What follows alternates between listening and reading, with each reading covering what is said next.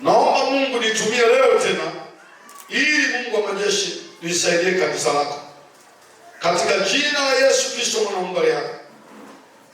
Nashukuru kwa sababu wewe ndio umenipa ujumbe huu, na ninajua unataka kuwabariki watu hapa, kwa jina la Yesu Kristo, amen. Naomba nirejee tena karibu pointi 7 tulizojifunza. Tumeshajifunza 7, si ndio? Wakati Mungu anataka kubariki na tunapitia safari ya baraka ya maisha ya Abrahamu. Nimeshaongea pointi kama 7 kama ifuatavyo, hata kama mimi nitaziongea ili ikae huko, lakini kama 7 hivi nimeshaziongea kupitia kitabu cha Mwanzo kuanzia sura ile ya 12.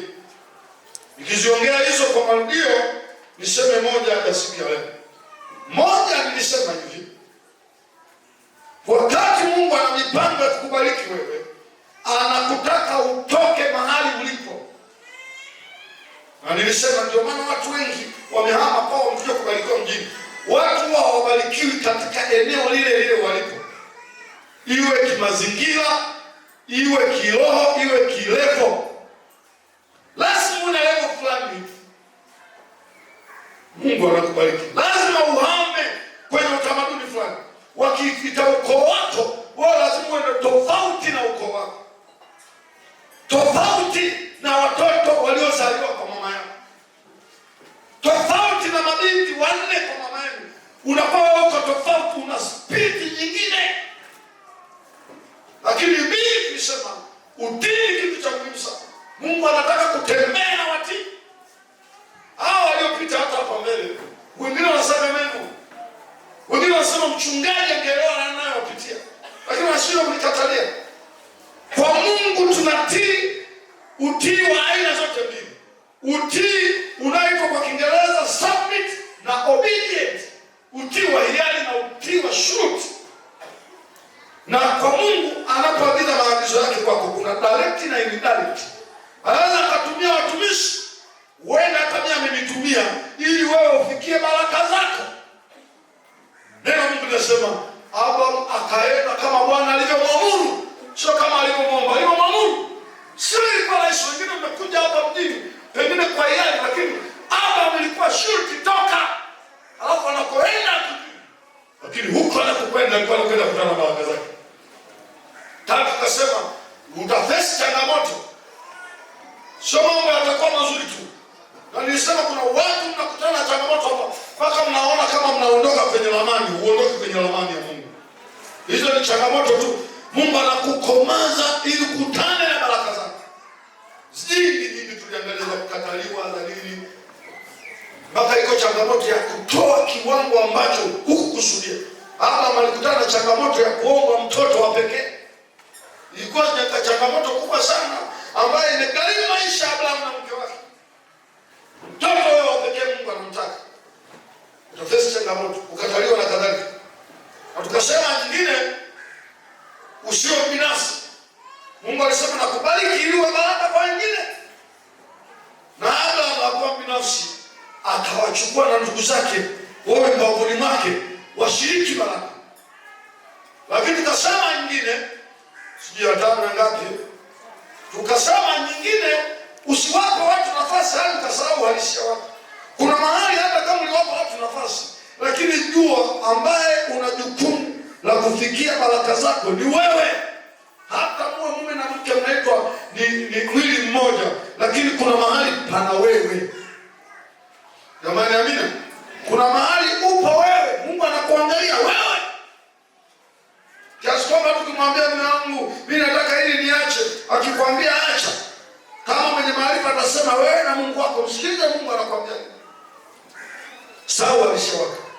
Palifika mahali pamoja na kwamba Abraham alikuwa na wenzake, akabaki peke yake, wakina Lutu wakamwacha, lakini yeye akabaki akielewa niliyeambiwa ya kwamba nitabarikiwa ni mimi. Acha kutoa sababu nimeachwa, nimefanya nini?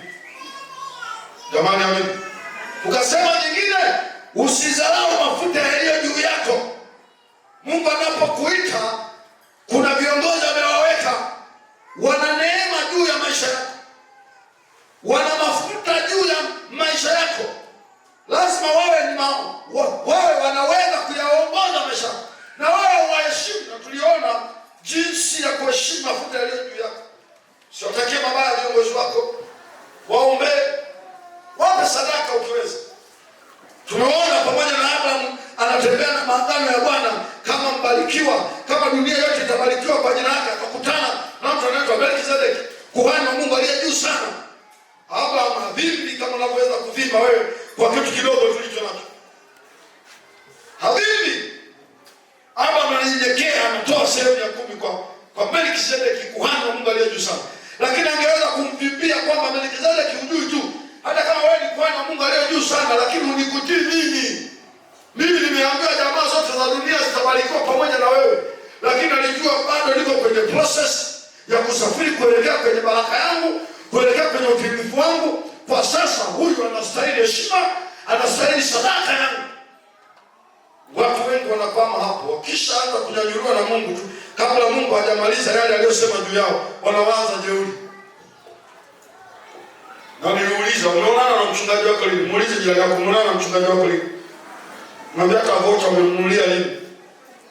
Mwambie mbona unasuasua hata kumpa nauli ya kwenda Kigoma tu? Mwambie mbona unasuasua hata kumpa nauli ya kwenda Kigoma tu? Utachelewa kwambie. Na niliwaeleza watu wote ambao wamefanikiwa wakawa ngazi yangu, wa maangalizi pekee, ninawaonaga heka zao jimboni kwa askofu.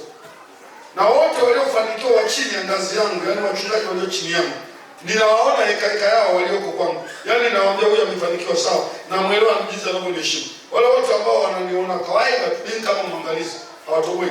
Wale wanaoona askofu ajibu wa kawaida na wale wanahangaika kwa watumishi zangu. Lakini nawaambia nionyeshe hata washirika waliofanikiwa hapa.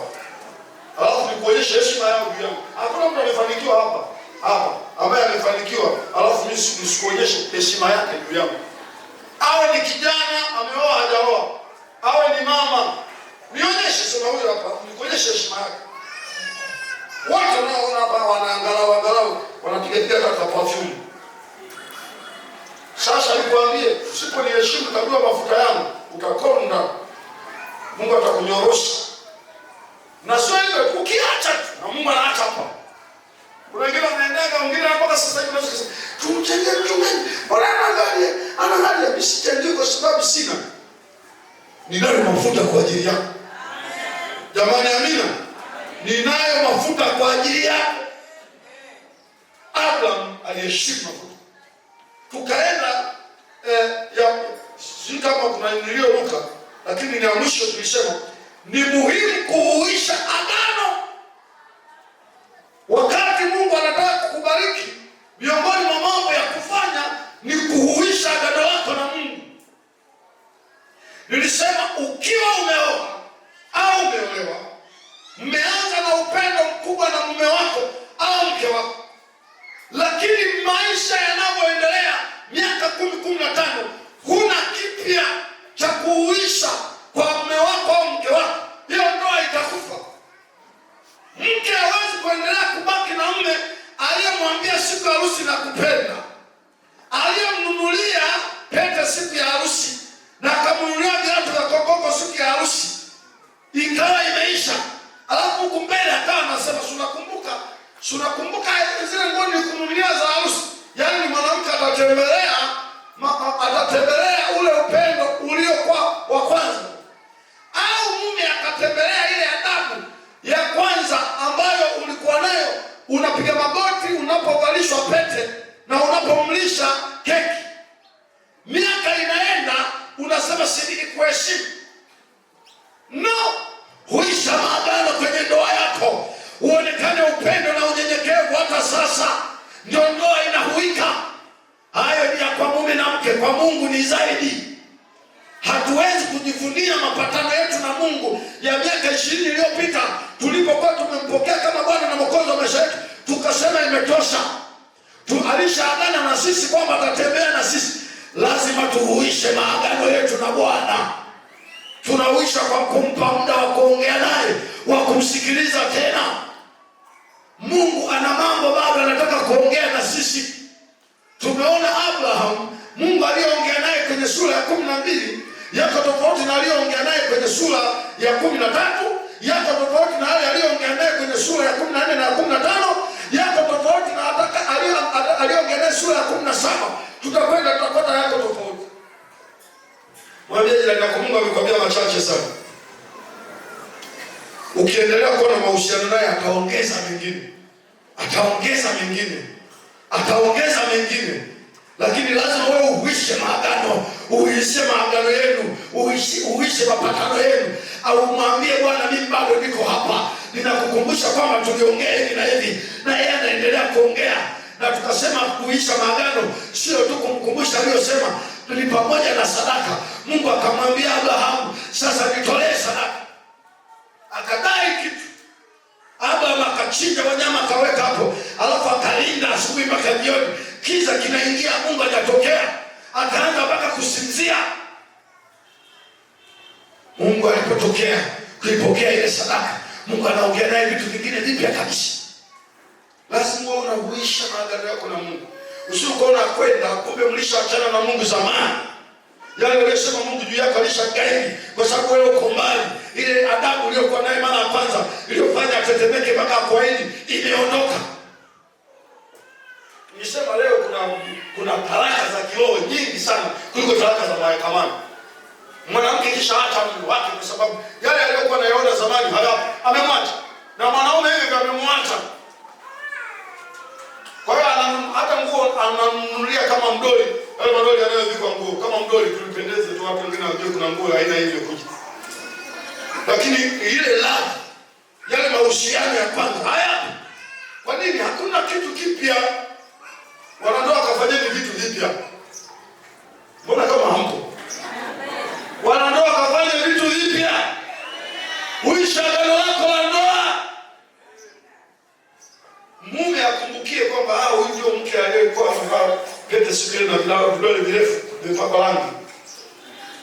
Na mke ajue huyu ndiye Sam siku ile alinioa akanitamkia maneno mazuri, kumbe bado yupo.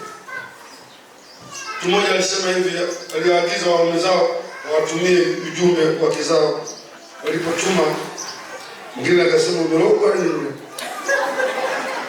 Leo wakundulia hali ukiwa kazini useme nimeshindeka. Mwingine akasema najua una makosa, tumeanza kufanya hivi ili ujifukie makosa yako. Wewe kama unayo makosa wewe rudi tu. Kuna vitu vikifa agano linakufa. Leo nazungumza jambo la 8 nadhani. La muhimu sana nao liko kwenye sura ile ya 12. Tasoma mistari tofauti. Afu nitalitaja dakika chache. Sura ile ya 12 mstari wa 7. Mstari wa 7 unasema hivi: Bwana akamtokea Abraham akasema, uzao wako nitawapa nchi, naye huko akamjengea madhabahu Bwana aliyemtokea. Mstari wa 8, kisha akaondoka huko akaenda mpaka mlima ulio upande wa mashariki wa Betheli, akaipiga hema yake. Alikuwa na Betheli upande wa magharibi na Ai upande wa mashariki. Akamjengea Bwana madhabahu huko, akaliitia jina la Bwana. Andika sura ya 13 mstari wa 4 na wa 18. 13:4 na wa 18. 4 nasema, napo ndipo palipokuwa na madhabahu aliyoifanya hapo kwanza, naye Abraham akalitia jina la Bwana huko. 8 mstari wa 8, Abraham akamwambia Lutu, basi usiwepo ugomvi na kusii kati ya mimi na wewe, wala kati ya wachungaji wangu na wachungaji wako.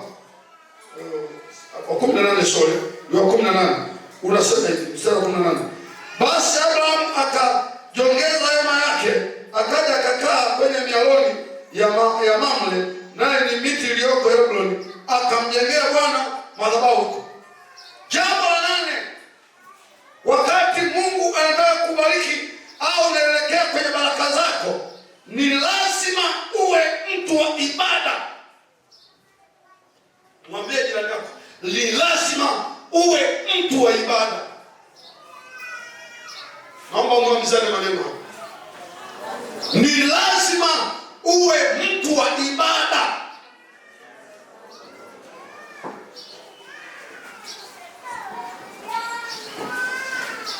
Narudia, ni lazima uwe mtu wa ibada. Na ninazungumza kuwa mtu wa ibada kwa maana mbili. Maana ya kwanza, ibada yako kibinafsi na Bwana, mtu ambaye una nafasi yako binafsi ya kuongea na Mungu. Maana ya pili, unashiriki ibada pamoja na wengine. Huu ni ugonjwa. Huu ni ugonjwa. Kama kuna ugonjwa wa Wapentekoste ambao unasababisha baraka zao ziwe ndogo, wasiinuliwe hata mahali pa kazi, ni kukosa ibada na wanaona kawaida. Ibada imeondoka leo. Watu wengi wanakuja hata kanisani leo, lakini sio waabudu Mungu kabisa. Wapo wanarukaruka, wanaishia kurukaruka tu, lakini hawana ibada ile ya kuhakikisha amekutana na Mungu kweli kweli. Ndio maana hawana hata viela ya kupima kiwango cha kushuka kwa Mungu kwenye ibada usiku. Hivi kuna watu tuwaambia uwepo wa Bwana haupo, hawaelewi. Kwa sababu sio watu wa ibada. Hawajawahi kuabudu wamuone Mungu anayegusa mioyo yao yukoje. Wakafu. Na kadiri ulimwengu unavyoenda, walianza wanaume, lakini sasa na wanawake wapo. Hawa sio waabudu Mungu kabisa. Ninapozungumza maneno haya nisikilize. Nina uhakika kabisa hata ile lundo lililokuja humu ndani, kama Mungu angeangalia waliokuja kwenye ibada ni wachache sana. Umekuja tu upo tu na leso na nini basi na simu na kurukaruka na kutembea. Mungu amekosa wanaomwabudu leo. Amepata waigizaji. Mtu akibarikiwa tu hata tunazungumza fedha hizi. Mimi nataka niwaambie, nataka tujenge tumalize afu tuone na mabili tunafanyaje. Lakini watu wengi ambao wamefanikiwa leo sio watu wa ibada kabisa. Na mmelogo wachungaji wanachukua hela zenu basi wanaona inatosha. Lakini huna Mungu hata sumi. Ni upande ujutu. Ukiwa nyumbani huna Mungu, kanisani huna Mungu, ukija unakuja kama kilabuni. Ndio maana hatufanikiwi. Yaani design mlionayo washirika sasa, ili ufanikiwe wewe uende kwa mganga wa kienyeji. Au kienda kwa mganga wa kienyeji wewe na mandunguli, waanze kuwa watoto wako na wengine wafanye wewe chizi wewe mazezete. Lakini kwa Mungu tunayemwabudu huyu anavyotaka, tunashinda kukosa sifa yake. Sababu 105 kidogo. Mkipata matatizo tu, unaenda kwenye matatizo. Lakini bila matatizo nina kazi, nina hiki, nina kiki, wacha upate matatizo. Wacha ufiwe, vinafungwa vyote na sisi tunayemwabudu Mungu, tunakuja tunakaa na wewe. Lakini kabla hayajatokea matatizo, una sababu nyingi. Sifundishi kiwango cha kula ugali wa nyama alafu sema mfanikiwa. Sifundishi kiwango cha kukemea mapepo alafu niseme mfanikiwa kiroho. Nafundisha viwango vikubwa ambavyo hata mimi ninavitaka vya baraka za Bwana za kimwili na za kiroho. Never open. Haziwezi kutokea kwa mfumo ambao kanisa linaenda nao. Yaani wewe fikiria, kuna watu saizi wameingia ibadani leo. Ndio tangu walioingia Jumapili. Nao wamekuja bila Biblia, bila dala alafu wamekaa. Anasubiri Jumapili nyingine yaje. Watu wanakuja morning glory Jumatatu mpaka Ijumaa. Watu wanasafisha kama zoni. Wewe haupo. Hii Jumapili yenyewe ambayo ni Jumapili, pengine ungesema hii nitoe sadaka, nije saa 12 hapa niombe. Hauji. Unakuja saa 2:30, saa 2. Unaelewa wiki nzima umegana na majukumu. Leo sijapewa ujumbe wa kukuhurumia. Sitaki tu watu ambao tunachangishana unatamani kuwaona waenda mbinguni. Majamaa fulani yaliyojaa Mungu kibinafsi, ambayo hayaabudu kwa kuwa yameambiwa tu na mtu, yana ibada kibinafsi. Hata yakikosa zile za kanisa, yana uwezo wa kutengeneza za kwao. Muda fulani unalikuta limejaa kwenye kona ile, limejaa kwenye kona ile, linatembea ngazi, linapanda na kushuka, lina bwana. Awe ni WK, awe ni CMF, awe ni President Worship Team, hajali hawajaja wenzake, anakuja kwenye kanisa, ananyamaza kwenye kona moja. Kamasi zinamwagika hapo, machozi yanamwagika hapo, yuko tila lila, amebaki yeye na Bwana, amebaki yeye na Bwana, anabaki yeye na Bwana.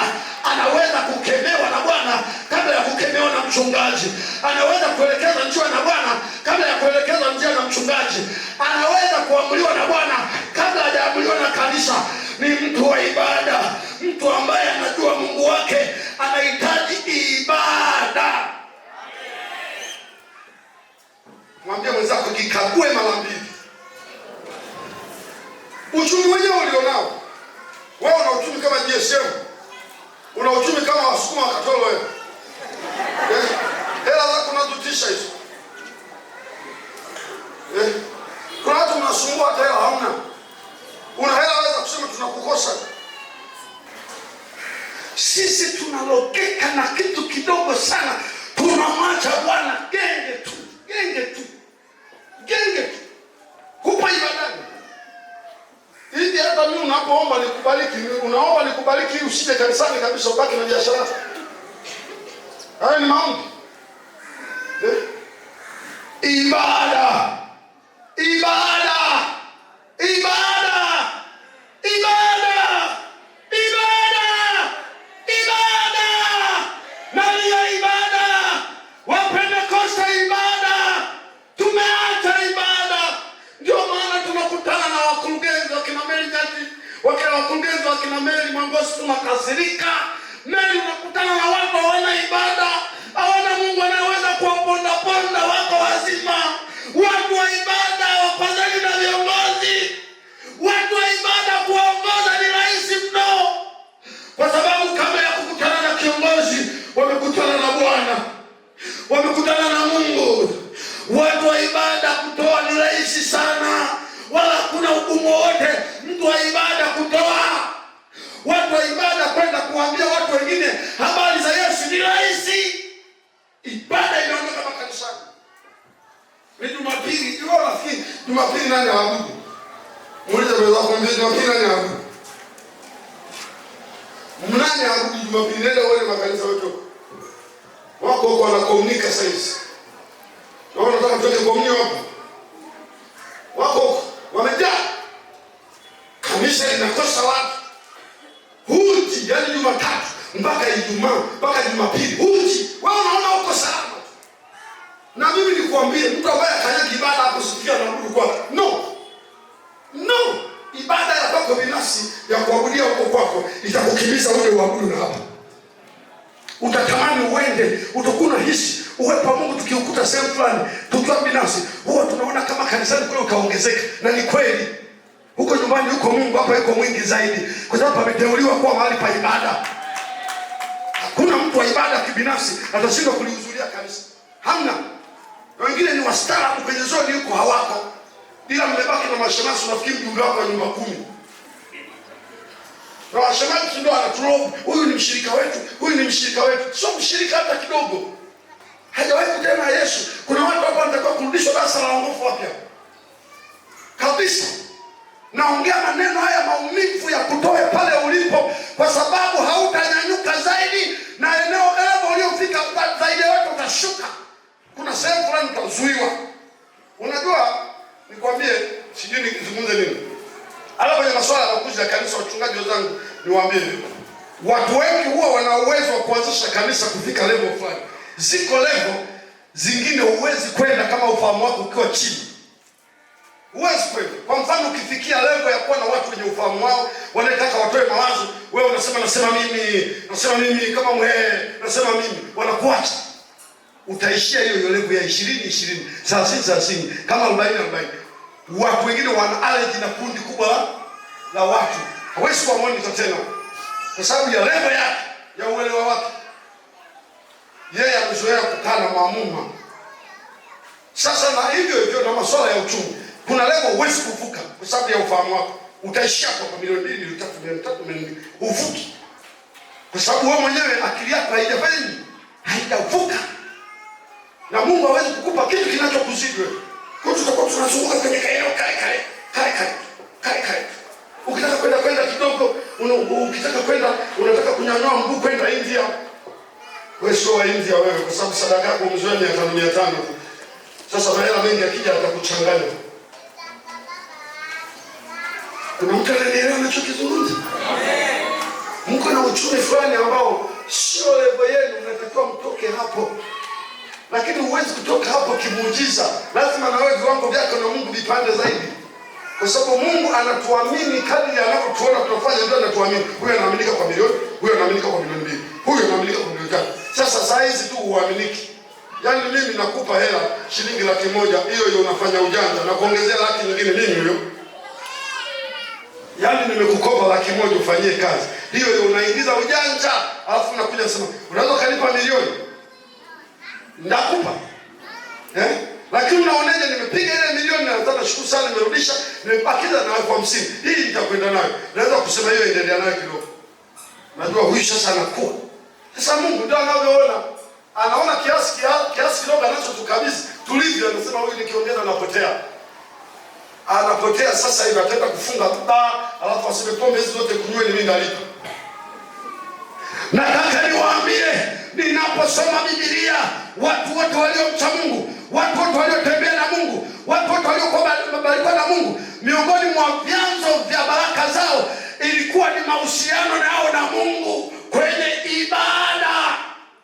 Lakini niwaambie, watu wote wa dunia unaoona wanakuwa katika eneo lolote, iwe katika maeneo ya uongozi, wale waliokuwa kutoka diwani kwenda mbunge, kutoka mbunge kwenda waziri, kutoka waziri hata kwenda waziri mkuu, wana mahusiano na kiongozi aliye juu. Huwezi kwenda huko wewe unakuwa kinyume na Samia, au anasema pamoja na kwamba uko kinyume bila kufanya wewe waziri mkuu. Inawezekana? Wanaopanda kufikia sehemu fulani lazima waendane na anayewapandisha. Kama uendani na Mungu anayetupandisha viwango, huwezi kupanda. Hawa duniani wanaotegemea mahirizi hawa, kadri wanaofanikiwa kiuchawi, ndio huwa wanaongeza nidhamu kwenye nguvu inayowafanikisha. Na mwelewe, watu watafiti wanaoeleza nguvu zinazotisha duniani wanasema ziko aina kama 3 kama sio 4 za nguvu, si ndio? Aina ngapi za nguvu zinazoheshimika duniani? Wengine wanasema 3, wengine wanasema ngapi? 4. Lakini miongoni mwa aina hizo, nguvu aina ya kwanza ni nguvu ya Mungu. Wanakubali kwamba mtu anayetegemea nguvu za Mungu huwezi kushindana naye. Hata hizo nguvu zingine za kifedha akiwa hana, nguvu ya Mungu italeta hela. Na nguvu zingine hizo zinaweza zikaja kwa kuwa na nguvu ya nini? Ya Mungu. Nyinyi mnachezea. Muulize mwenzako, kwa wiki unamwabudu Mungu mara ngapi? Siwezi kubali kukosa ibada hivi. Nikikosa nalipia. Nilikuwa napangilia hata shughuli zangu. Napakia mzigo na kwenda sehemu fulani. Lini nipakie ili nisikose ibada siku fulani. Na uzuri wake leo hii ibada, tunapozungumza ibada, usifikiri kuja hapa. Tupate ushuhuda. Mmoja aliniambia, mchungaji, nikienda kazini kwa sababu hapo huwa napita sehemu fulani naomba. Kuna mwingine ameenda kuomba hata kanisa lisio letu. Lakini hapo mahali huwa wanakutana. Watu kuomba. Lakini kaenda pale, hata kama sio kanisa lako, hata kama kanisa haliamini neno la Mungu, ukikaa kwenye kona uombe, maombi yanakataa. Na shirika limetuacha hivyo. Hivi niwaeleze. Unaelewa wenzetu wameheshimiwa na kupewa maeneo ya kuabudia kwa sababu ya heshima yao kwa Mungu wao. Ukienda Muhimbili pale wanaelewa. Japokuwa na sisi tunaelewa. Lakini nadhani waliopata nafasi kubwa ya nguvu ya kupewa lile eneo ni wao. Sisi eneo lile nadhani tunalitumia. Inawezekana sisi tunatumia kwa ajili ya kuagia marehemu. Sijajua saizi kama na Jumapili wanafanya ibada. Mnafanya kazi Muhimbili, wanafanya ibada Jumapili kwenye yale makanisa ya mle ndani. Kuna kanisa hapa. Nao sio letu. Wapende kosi. Wao nafikiri tungekuwa na nguvu na wanatuona tunapenda ibada usinde kupekea. Haya, ukiondoa hayo airport, unaposubiri ndege iruke, wenzetu wana sehemu ya kusalia. Wamepewa sehemu ya kusalia tunaposubiri ndege. Sisi wanasema hayo hayana hayo ya kila safari yanawaza kusafari. Na serikali haijapata changamoto yoyote. Haijapata changamoto yoyote kuhusu Mkristo. Tungetia changamoto tungeshinda kupewa. Sisi hatuna eneo la ibada airport. Sehemu ya kusubiria uruke na ndege. Wenzetu wanapo. Walifanya utafiti wakasema haya majitu na Mungu wao yanaelewa. Sisi tunasema Mungu yuko kila mahali, yuko kila mahali. Mungu tu. Naomba siku ya leo na nitaomba mwishoni, Mungu auishe ibada ndani yako. Mungu auishe ibada ndani yako. Wewe unataka kufanikiwa kiroho, vipawa vyako viwe vikubwa, miongoni mwa mambo ya kusaidia. Huyo Mungu anayetoa vipawa, kuwa naye kwenye ibada zako binafsi. Ibada kabisa ile ya kupomuka na kukutana na Mungu kabisa. Kiasi kwamba usipokutana na Mungu unafuta, unasema hii ni sifuri, bado sijakutana, ngoja nitafute namna nyingine nipate channel na Mungu wangu. Lakini panafika mahali ambapo wewe umeisha kwa huyo Mungu, umeisha kwisha kabisa. Uko mbele yake. Yeye ndio muamuzi wa wewe. Anaweza kukuamua chochote ukafanya. Na wewe unataka kufanikiwa kimaisha, unataka kuinuka kiuchumi, ibada, weka taratibu za ibada zako binafsi na Mungu. Unapofanya ibada ni kama unachochea, ni kama unanuiza. Ulimwengu wenye upinzani huu unataka utoboe, hauna ibada, unatoboeje? Ulimwengu wa majini, ulimwengu wa chuma ulete huu. Utakusanya pesa, alafu shetani atazikunja, atazinyang'anya kinamna, maana yuko huru na wewe. Mtu asiye na ibada hana Mungu, ni kama nyumba iliyo mlango wazi. Basi maumbo yanaingia na beba sufuria yanaondoka nayo tu. Anajifunika inakuwa kofia. Lakini mtu mwenye ibada na iprotect mwenyewe. Alafu ananoa makali yake ya kiroho ya kumsikiliza Mungu akisema. Anaweza kunoa hatari, akanoa ufahamu wake na hisia zake kwenye kuelewa hii ni hatari, hii ni hasara. Hata anaweza kaja kwa watu wengine mmepigwa, lakini kwa sababu ya kukosa ibada, hata mtu kaongea maneno laini tu. Na ukamsikiliza, kumbe anakupiga. Lakini kama mtu wa ibada utasense hatari, kwamba huyu nisifanye naye mkataba, huyu ataniumiza. Maeneo mengine tunaumia kwa sababu tumekosa nafasi ya ibada. Inakuwa ndogo kwa Mungu wetu. Ninapomalizia, nimesoma ile sura ya 12 wakati Abraham ametoka huko Kaldayo, mstari wa 7, mstari wa 8, mstari wa 7 unasema Abrahamu akamjengea Bwana madhabahu. Jeshi la mtu mmoja, sio wawili wala watatu, anafanya gharama. Madhabahu ya nyakati hizo, hata kama ilikuwa sio ya matofali kama hii, lakini ilikuwa ya gharama. Kama kulikuwa kuna kuandaa vitu viliandaliwa, kama miti ilikatwa na kutengenezwa sawa, mahali panapoonekana pameinuka, mahali pa kuchomea sadaka, jamaa akatengeneza madhabahu, akamfanyia Bwana ibada aliyemuita. Mstari wa 8 unaongea ibada. Sura ile nyingine nimekuambia zinaongeza ibada. Ibrahimu ilikuwa uchukui muda kidogo kajenga madhabahu, anafanya ibada. Muda kidogo amerudi anakumbuka, hapa niliwahi kujenga. Anaiendea ile madhabahu, anafanya ibada iliyokamilika, akutane na Mungu wake aliyemwahidia mahali makubwa. Ibrahimu hakupoteza nafasi kwa habari ya ibada. Lakini nataka nikwambie wewe, hiyo ndio shida yako. Na huyo mwenye ibada, Mungu alikuwa anamwambia kingine hata wale baba kumwambia mara ya kwanza. Tunasoma mistari michache tu, lakini nikusomea mingi ambayo Ibrahim alijenga madhabahu, akafanya ibada. Anajenga madhabahu, tena haisemi walijenga. Inasema walijenga. Inasema alifanya nini? Alijenga. Sasa wewe tumekujengea ujenzi mwenyewe. Unakuta kila kitu sawa. Lakini zamani hizo ilikuwa ili ibada yako ikamilike, lazima ujenge madhabahu. Lazima ujenge madhabahu. Utengeneze mahali pa kutolea sadaka. Ile madhabahu ilikuwa ilikuwa sehemu ya kuchomea nini? Sadaka. Naomba simame pale ulipo. Simama pale ulipo, inua mikono yako juu. Nataka dakika hizi chache tumwabudu Bwana. Nataka hizi dakika chache tumwabudu Bwana. Rudi kwenye ibada. Rudi kwenye ibada, mtu wa Mungu. Rudi kwenye ibada. Rudi kwenye ibada. Mungu anaelewa mahitaji yako, anaelewa. Mungu akubariki ili umwache. Mko watu wengi hapa, mna nafasi kabisa ya kupitia morning glory hapa. Tunaanza kuwekeana sheria. Leo niliweka daftari pale, viongozi lazima wasaini na nitapitia nione wamesaini wameingia saa ngapi. Lakini alhamdulillah, baada ya kuweka daftari hilo, leo wamewahi kuliko siku nyingine. Kumbe inawezekana. Inawezekana. Nia yangu sio kutengeneza kanisa la kisheria. Na waza hawa viongozi kama nikiwa na viongozi wasio na ibada. Na ninaomba mteke wangu, nakwambia sasa, umekuwa very active kwenye kuweka mipango mizuri ikae vizuri ya kikanisa pamoja na baraza. Naomba tuweke Ijumaa, tuweke Jumamosi, Jumapili tubaki kuabudu. Sumbua hawa. Kama ni karatasi waziandike mapema.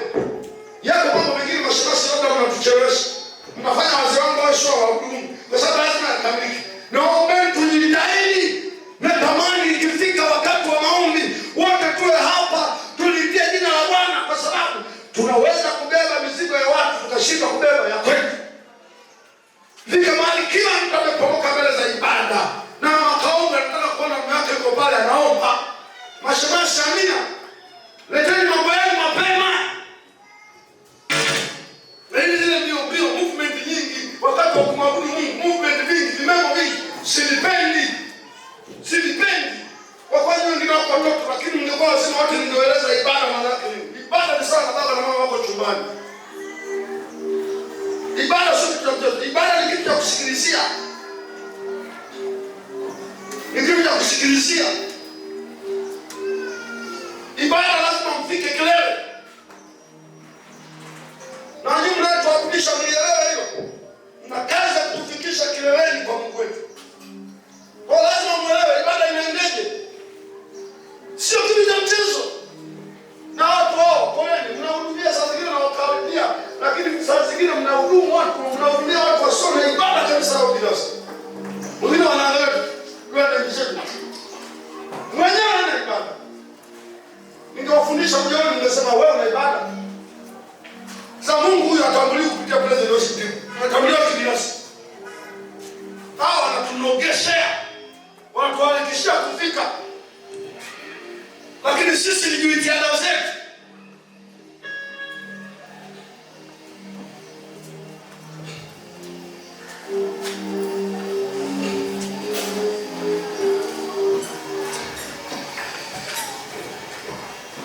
Uwepo wako Bwana uwe nami.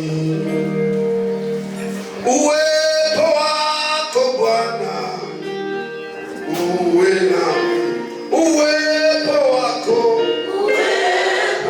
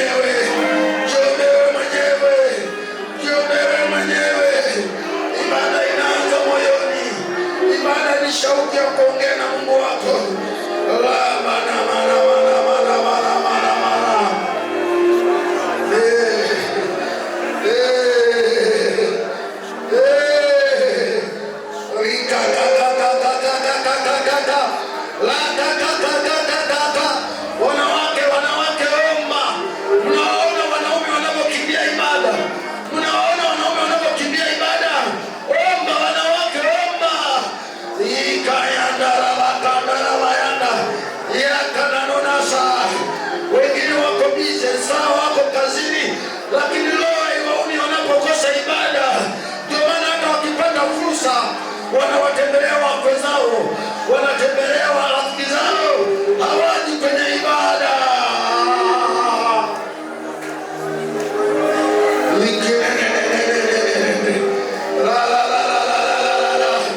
Wengine vitoto vyao ni mbali, hawaji morning glory ni mbali, lakini wacha iwepo safari ya kwenda Mwanza, wacha iwepo safari ya kwenda Singida na Mbeya, wanawahi Mungu saa 11.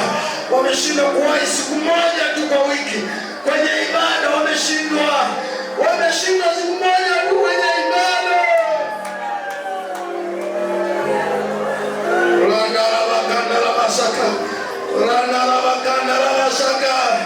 Sababu ni nyingi. Kuna mipaka watanikaba, lakini wacha ume mtoto. Unabeba mtoto usiku huo bila kujali kuna mipaka. Mungu ni zaidi ya watoto. Mungu ni zaidi ya safari. Mungu amekosa watu wa ibada. Mungu amekosa watu wa ibada, wazee wa kanisa, sababu ya kuwatoa Misri, kutoka Waisraeli kutoka Misri kwenda Kanaani. Sababu sio ilikuwa kuwapa Kanaani. Kanaani ilikuwa ni zawadi ya ziada, sababu Mungu apate watu wa kumwabudu.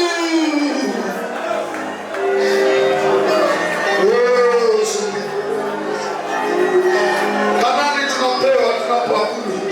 Raka na manjara wasaka, raka na marago sanda, randa la masaka. Wengine wanaendelea kufifia uchumi, wengine wanaendelea kufifia afya, wengine wanaendelea kufifia matumaini. Wameacha ibada, ibada, ibada, ibada.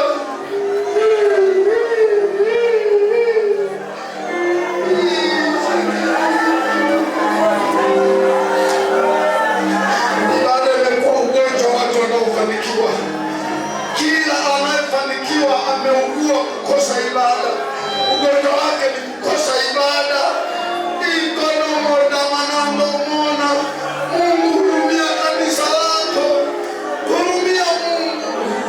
Tunaona mashehe na maimamu wanafanikiwa, tunaona watu wa dini nyingine wanafanikiwa, muda wa ibada zao wanafunga maduka yao.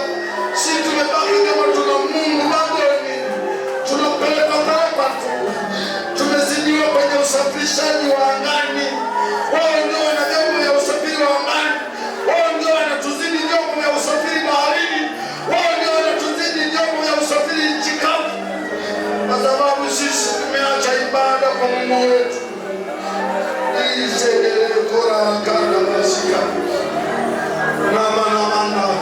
Wafanya biashara wote njoni hapa mbele. Wafanya biashara wote njoni hapa mbele. Njoni hapa mbele wafanya biashara wote. Nataka niwaombee.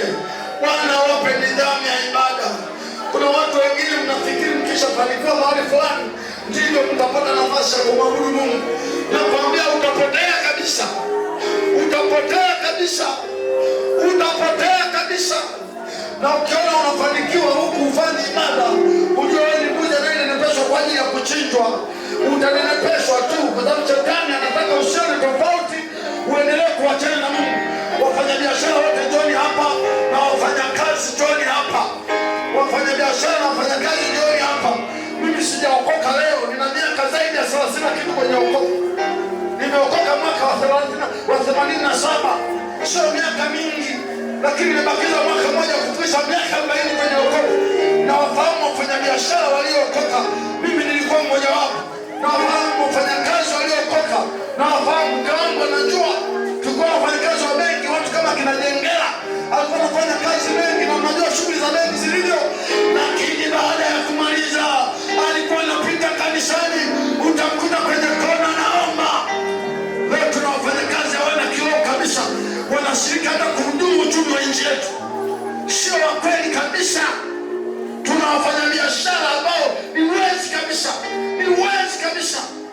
wanaweza kusababisha hata magendo. Tunataka uadilifu ubaki kwenye kanisa. Ninapokuombea kama mfanya biashara,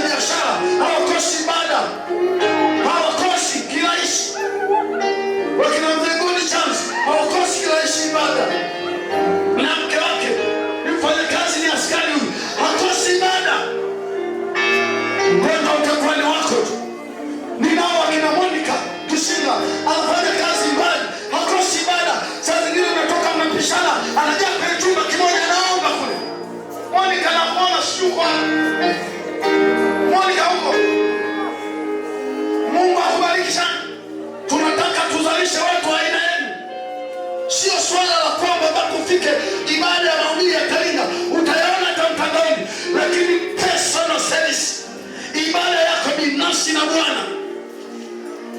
Walimu wangu, na walimu wangapi sijui hapo mko kwenye present worship team, inawezekana ukamwambia hata mkuu wako, mkuu nifanyishe kazi siku zingine zote, lakini Jumatano na Ijumaa niache wakuu wa shule na wajua wako siko kabisa, ni watu wazuri, niachie siku fulani. Kama wanakuashia una jambo lako la kibinafsi kule Bagamoyo, unataka kukimbia mara moja, atajiweje kukuachia kwenye matukio yako yanayekuza uelewa wako juu ya Mungu, yanayekuza uchumi wako, yanayekuza destiny yako. Wengine wana mitaji midogo, lakini nataka nikwambie, umeheshimu ibada, mtakwenda. Umetembea na gari, umesafiri Maliki, kokote unakokwenda, piga chenga, angalia wanaabudu wapi, nenda abudu hapo. Wanajenga tu pata kamfuko kasumeni hapo. Tuma ushuhuda, pastor nimeabudu sehemu moja, nimemwona Mungu sana kwenye leo. Shughuli hizi ni mijenyo upako sana. Tunapopambana na shughuli za kuhudumia familia, kiroho kinanyonywa, upako unanyonywa. Matokeo yake wanaume tutakufa haraka, hatujafikisha malengo ya kuwasaidia watoto wetu. Vinanyonya mno, vita kali. Kuna watu wanataka uwe maskini kesho, unakutana nao kwenye ile maeneo ya biashara. Kuna watu wanakutengenezea firikishi, watamani ufukuzwe fulani aende yeye. Na kuuliza mzee Mariko, unajitahidi kufikiria leo ofisi zako zimefungwa, utakwenda wapi na watoto wako wengi wapi? Utakwenda wapi? Kama mnabisha, muulizeni Kiula. Kwa nini Kiula ana adabu kwenye ibada? Anaelewa. Aliwahi kufilisika Kiula mpaka anafunga mkanda wa suruali kamba, na kutoka kwenye biashara kubwa kafanyia filingisu fulani imenyanyekwa. Kila kitu kikayumba, anaonekana kama kakuku tu. Mtu alikuwa na mali zake. Ashukuriwe Mungu aliyeheshimu uaminifu wake akamnyanyua tena. Hivi tulivyo navyo ni Mungu. Ni Mungu tu apenda. Ukiona unakataa fulani na kablosa, unakaduka kadawa, una afya njema, ni Mungu tu. Ni Mungu tu. Ni Mungu tu. Ni Mungu tu. Ni Mungu tu anatusaidia. Wewe tu ustawi kidogo, unawagharimu watoto. Wamezezetesha watoto, wameua mama zao, wameua watoto wao. Wengine wanalala hata na wazazi wao kwa viuchumi wanaviona wanavyo. Lakini sisi Bwana ametutia lepesi. Anasema mzigo wangu ni mwepesi na nira yangu ni laini. Rudia maneno yasema, ee Bwana Yesu, tangu siku ya leo ninakuja mbele zako. Umba ibada ndani yangu. Umba ibada ndani yangu. Umba ibada ndani yangu. Nisisahau ibada. Maana Bwana, mafanikio yangu ni wewe. Ni wewe. Nikikosa jioni, niabudu asubuhi, morning glory. Nikikosa morning glory, niabudu jioni. Nikikosa jioni, niabudu hata kibinafsi. Nije nitafute mahali nikuabudu wewe unayeyasaidia maisha yangu. Mimi bila ibada ni sawa na samaki bila maji. Siwezi kuishi. Hata uchumi wangu hauwezi kuendelea. Nafasi yangu pale kazini haiwezi kuendelea. Nipe moyo wa ibada. Nipe moyo wa ibada. Na nikiwa kwenye ibada, niweke vingine vyote kando. Nibaki na wewe tu. Nibaki na wewe. Katika jina la Yesu, pokea moyo wa ibada. Pokea moyo wa ibada. Pokea moyo wa ibada. Pokea moyo wa ibada. Pokea moyo wa ibada. Pokea moyo wa ibada. Pokea moyo wa ibada. Pokea moyo wa ibada. Pokea moyo wa ibada. Pokea moyo wa ibada. Riana la bala. Rikamana masaka. Rakamanano. Shanda la bakata. Shakata manano. Rakana mona. Shanda la bakata. Ramana mona. Rama konda. Kamanano netu. Katika jina la Yesu. Pokea moyo wa ibada. Pokea moyo wa ibada. Pokea moyo wa ibada. Pokea moyo wa ibada. Pokea moyo wa ibada. Pokea moyo wa ibada. Pokea moyo wa ibada. Pokea moyo wa ibada. Rama na mashaka. Raka na mashaka. Hapo wafanya biashara wenye mitaji kuanzia milioni 1 na kuendelea, ninaomba kwa ajili yenu katika jina la Yesu. Bwana wape moyo wa ibada. Mnyanyuke hapo maarufu katika jina la Yesu. Raka na mashaka. nimeita wafanyabiashara, nimeita wafanyakazi, mafundi na nyinyi njoni, mafundi njoni, mafundi njoni, mafundi njoni. Tena namuona na maokoto pale nyuma. Maokoto una uwezo wa kuachia hata wafanyakazi wakaendelea, ukakimbia kwenye kanisa jirani uliosikia pambio, ukaenda ukapiga pambio, ama ukajua namna ya kufidia. Mtu wa ibada hatutegemei tu kumuona, maana tunamuona kanisani. Hapana, nimewataja hapo, wako wengi, hata kuliko mama Kaumbi hapo, sio yuko kwenye ibada kila siku, lakini at least mtu wa ibada hakosi kukimbilia hapo kabla ya kwenda kazi. Hakosi, utamkuta kwenye kona fulani pale anaomba na kimbia kwenda ibada. Rika na mashaka. Mimi ni mshirika mwenzenu, nimekuwa nimeona ninaweza kukupa makundi ya design mbili. Nilikuwa na wenzangu walikuwa wajali ibada. Mimi kila siku nilikuwa nakwenda ibada, nafanya ibada morning glory na kimbia kazini. Jioni narudi ibada. Nilichomoza katika washirika waliokuwa kwenye ile kanisa kuliko wote. Nilikuwa na ndugu zangu wajanja kwenye ibada. Mmoja sasa hivi japokuwa umri tunaendana na nika kumuuguza kwa magonjwa ya hatari, lakini ni mkwepaji wa ibada na zaka kwa maisha yake yote. Na alikuwa ananizidi mwaka mmoja, tulimtegemea kwa kama baba. Ameshindwa kufanikiwa. Mtu mwenye juhudi nyingi mno ameshindwa kufanikiwa mpaka sasa. Kwa hiyo ninazungumza kwa uelewa. Mafundi mlipo, mafundi ujenzi, mafundi wa aina zote, nyosheni mikono juu. Baba Mungu wa mbingu na nchi, watu wao unataka kuwafanikisha, wamiliki makampuni makubwa ya kiufundi, washike tenda kubwa maserikalini na kwenye makampuni binafsi, mahali ambapo wataingiza pesa hata bila kukwenda kufanya kwa mikono yao. Wataajiri watu wafanye kazi, wanaweza kuwa ibadani na kazi inaendelea. Hawataishia kushika kila kifaa katika jina la Yesu Kristo. Kama Mungu wangu aishivyo, Bwana, watu wanasikia sauti na kuamua kunyenyekea, kurudi mahali pa ibada na ibada isiyo ugonjwa wao. Bwana ukawabariki katika jina la Yesu Kristo. Amen. Shike mkono jirani yako, mwambie uwe mtu wa ibada. Mungu atakwenda kukufanikisha sana. Piga makofi yako kwa Bwana Yesu.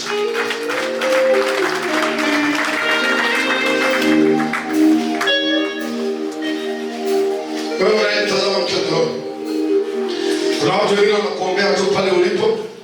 Ukichanga pesa wamesharizika, hawakwambia uhalisia. Mimi kama mtumishi wa Mungu ambaye Mungu ameniamini katika nyakati hizi, naungana na watumishi wa Mungu wenzangu wanaohubiri injili ya kweli. Huwezi kufanikiwa kwa maombezi, kwa kubeba vichupa vya maji na mafuta, lakini huna ibada kibinafsi. Mungu hajakupata kwenye maisha yako. Ninakualika kuwa mtu wa ibada. Kisha umeokoka na kuna kanisa unaabudu. Tena usiwe mzururaji wa kwenda makanisa yote. Uwe na mahali unaabudu na una mchungaji wako sahihi. Uwe mtu wa ibada.